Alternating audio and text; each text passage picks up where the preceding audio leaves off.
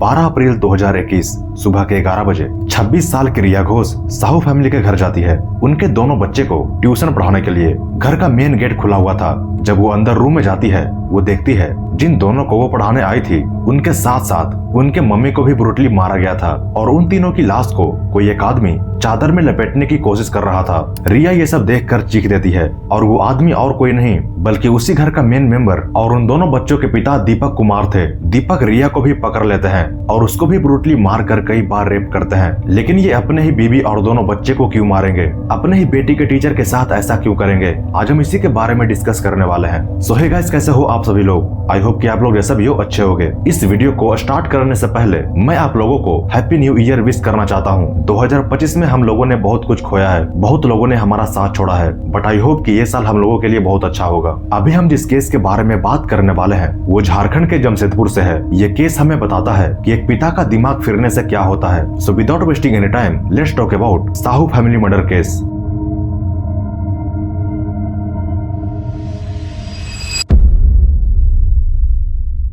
झारखंड जमशेदपुर, जहां इंडिया का one of the largest steel plant है, उसी प्लांट में दीपक कुमार एम्प्लॉय थे। उनके परिवार में 4 लोग थे। दीपक कुमार, उनके वाइफ बीना देवी और उनके 2 बेटी थी, श्रावणी जो 16 साल की थी और सानवी जो सिर्फ 8 साल की थी।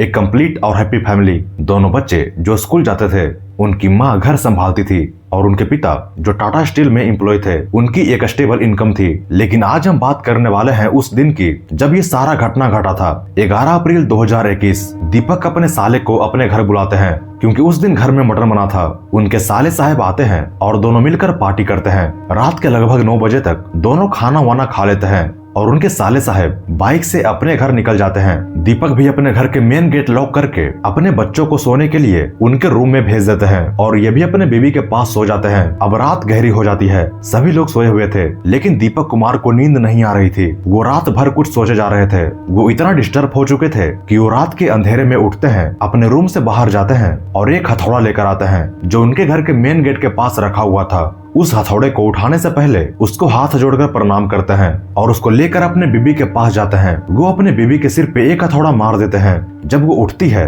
और अपने आप को बचाने की कोशिश करती है, तब दीपक उनके मुंह को तकिए से दबा देता है और फिर से उनके सिर पे 2 हथौड़ा मारता है, जिससे उनकी जान निकल जाती है। रूम के दीवार के ऊपर, बेडशीट पे और दीपक के शर्ट के ऊपर पूरा खून ही खून था। उनके सिर का मांस हथौड़े पे लगा हुआ था, सिर बिल्कुल चूर हो चुका था। वो हथौड़े को अपने बीबी के कपड़ों से पोंछते हैं और उस रूम से निकलकर हॉल के सोफे पे बैठ जाते हैं। कुछ देर बैठकर सोचने के बाद वो अपने बेटी के रूम जाते हैं और पहले अपनी बड़ी बेटी के सिर पे अपना पूरा जोड़ लगाकर हथौड़ा मारते हैं और फिर वो भी मर जाती है।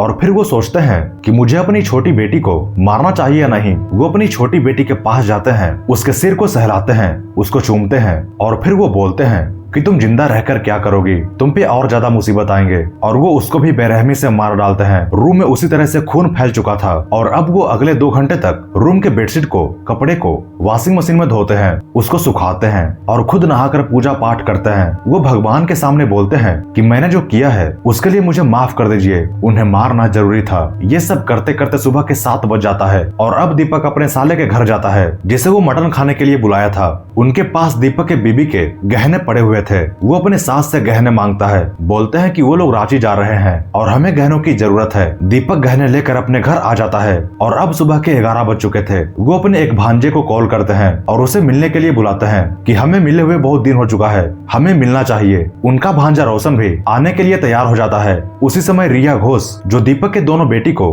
ट्यूशन पढ़ाती थी, वो आ जाती है। दीपक जल्दी से रूम में जाकर तीनों की लाश को चादर में लपेटने की कोशिश करता है। दीपक घर का मेन गेट लॉक करने के लिए भूल गया था और रिया उसे ये सब करते हुए देख लेती है और चीख देती है। दीपक रिया का हाथ पकड़कर उसे जबरदस्ती रूम में ले जाता है और उसके गले पे चाकू रखकर उसका हाथ पैर बांध देता है। लेकिन उसके घर पे उसका भांजा भी आने वाला था, जिसे वो कॉल करके बुलाया था, इसलिए रिया को मारना जरूरी था। दीपक रिया को भी हथौड़े से मार देता है और उसके पैर पकड़कर घसीटते हुए लाश को छुपाने के लिए ले जाता है। लेकिन उसके नीचे का कपड़ा फट जाता है और दीपक का नीयत बिगड़ जाता है। वो अपने अपने रूम से पावर का गोली लाता है और उसे खाकर रिया के साथ कई बार रेप करता है। जब उसका मन भर जाता है तब वो बेड का बॉक्स खोलता है और उसके अंदर लाश को छुपा देता है। दोपहर के लगभग 2 बजे मेन गेट का बेल बजता है। जब वो गेट खोलता है तब रोशन अपने बीबी और साले के साथ वहाँ आया हुआ था। दीपक सोचता है कि मैंने तो सिर्फ रोशन को बुलाया था, लेकिन ये अपने बीबी और साले के साथ यहाँ आ गया है। दीपक उनका स्वागत करता है और बोलता है कि अच्छा हुआ आप लोग भी आ गए, बीना बच्चों के साथ रांची गई है। दीपक उन्हें हॉल में बैठाता है और बोलता है कि मैं तुम लोगों के लिए कुछ इंतजाम करता हूँ। रोशन की बीबी बोलती है कि मुझे अपने बच्चे का डायपर बदलना है और वो बाथरूम चली जाती है। पीछे से रोशन भी चला जाता है अपने बीबी का हेल्प करने के लिए। अब हॉल में दीपक था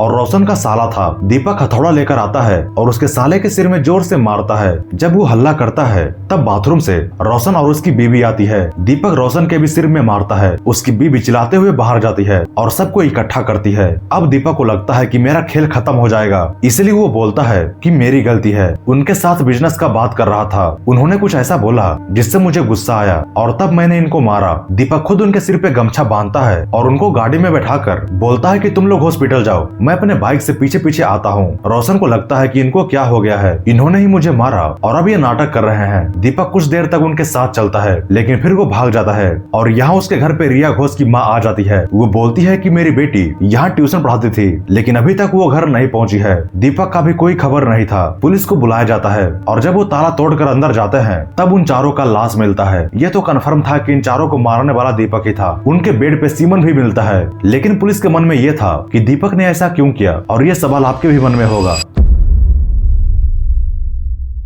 4 दिन के बाद दीपक को धनबाद से अरेस्ट कर लिया जाता है। वो बोलता है कि मैंने अपने बचपन के दोस्त के साथ एक बिजनेस किया था। दीपक 17 लाख का एक गाड़ी खरीदा था और उसे चलाने के लिए अपने बचपन के दोस्त को दिया था, लेकिन दीपक को कोई फायदा नहीं हो रहा था। फिर उस गाड़ी को अपने दोस्त से लेकर अपने भांजे रोशन को देता है। दीपक के ऊपर 10 लाख का कर्ज था, लेकिन दीपक को फायदा नहीं हो रहा था, इसलिए दीपक उन दोनों को जान से मारने के लिए सोचता है। लेकिन उसे लगता है कि अगर उन दोनों को मारने के बाद मैं पकड़ा गया तो मेरा परिवार का क्या होगा, इसलिए वो अपने परिवार को पहले मारता है। कोर्ट इस केस को रेयरेस्ट ऑफ रेयर केस मानती है और दीपक को फांसी की सजा होता है। दीपक सिर्फ कर्ज के लिए अपने परिवार को खत्म कर देता है। आई होप कि आपको ये वीडियो अच्छा लगा होगा। अगर वीडियो अच्छा लगा हो तो वीडियो को एक लाइक कर देना और ऐसा ही वीडियो के लिए चैनल को सब्सक्राइब कर देना। मिलते हैं हम आप लोगों से अगले वीडियो में।